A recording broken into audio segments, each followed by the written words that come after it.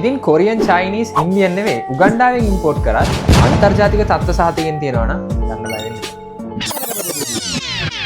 හයි පහුගිය ටිකේම අපිට ආපු කමෙන්ට්ස් ෆීඩ්බැක්ස් ගොඩක තිබ්බ දෙයක් තමයි මේ මොන රටේ තහඩුවද හොඳයි කියන එක.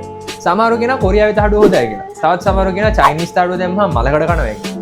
ওই දෙකම නෙවෙයි ඉන්දියාවේ තහඩුව තමයි හොඳ කියලා තවත් සමහරව කෙනා. ඉතින් අපි හිතුවා මේ ප්‍රශ්නේ අපා ඔයාලගෙන් අහන්න. ඒ විතරක් නෙවෙයි හරි උත්තරේ දුන්නොත් ටැග්ගකුත් දෙන්න. ඉතින් කතන්දරේ මේකයි.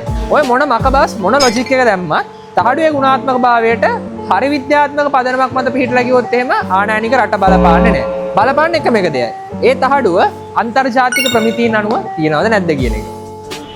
ASTM International. එහෙම නැත්නම් American Society for Testing and Materials. ASTM International ආයතනයෙන් තමයි සිංක් ඇලුමිනියම් තහඩුවක ගුණාත්මක භාවයන් සඳහා අන්තර්ජාතික පැරාමිතීන් නිර්ණය කරන්නේ.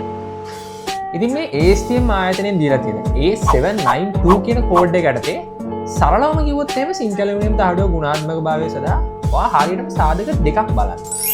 පළවෙනි එක තමයි ඒකේ කෝටින් එකේ ගුණාත්මක භාවය. එහෙම නැත්නම් කෝටින් එකේ අන්තර්ගතය. දෙවෙනි එක තමයි බේස් ෆීල්ඩ් එකේ ක්වොලිටි එක. කෝටින් කම්පොසිෂන් එක ගැන කතා කරොත් එහෙම ලෝකේ ඕනම සිංක් ඇලුමිනියම් තහඩුවක සිංක් ඇලොයි කෝටින් එකේ ඇලුමිනියම් 55%කුත් සිංක් 43%කුත් ඒ වගේම සිලිකන් 1.6ක් වගේ තියෙනවා. ඒ වගේම තමයි තහඩුවේ ඒසිඩ් ප්‍රමාණයත් ඒ විදිහටම තියෙනවා.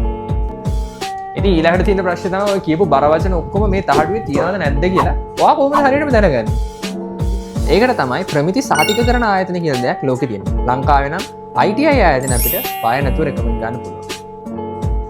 ඉතින් ඔයා මොන ආයතනයේ මොන තහඩුවක් ගත්තත් ඔයාට සම්පූර්ණ අයිතියක් තියෙනවා. ඔයා මිලදී ගන්න තහඩුව තත්ත්ව සහතිකකරණ ලද තහඩුවක්ද කියන එක ටෙස්ටිෆයි කරගන්න. ඉතින් ඔයා අපේ විත්ම මැටීරියල් එක පර්චේස් කරොත් අපි අනිවාර්යෙන් බැදලින් ඔයාට සර්ටිෆයිඩ් ITI රිපෝට් එකක් ලබා දෙනවා. ඉතින් දැන් දැනගත්තානේ තහඩුවේ ගුණාත්මක භාවයට ඒක ආනයනික විදිහට රට බලපාන එකම සාධකය තමයි ඒ තහඩුව අන්තර්ජාතික ප්‍රමිතීන්ට අනුව නිෂ්පාදනය කරලා තියෙනවද නැද්ද කියන එක. ඉතින් කොරියන් චයිනීස් ඉන්දියන් නෙවෙයි උගන්ඩාවෙන් ඉම්පෝට් කරත් අන්තර්ජාතික තත්ත්ව සහතිකයෙන් තියෙනවා නම් ගන්න බෑ.